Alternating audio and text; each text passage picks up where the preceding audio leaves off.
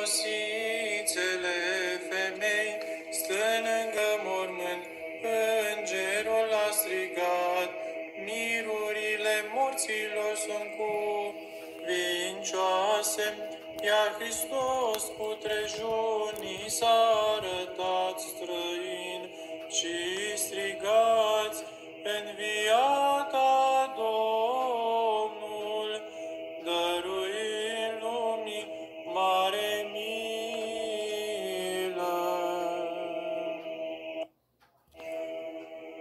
Iosif cel cu bun chip, de pe lemn luând, prea curat trupul tău, cu giulgiu curat înfășurându-l și cu miresme în mormânt nou, îngropându-l au pus.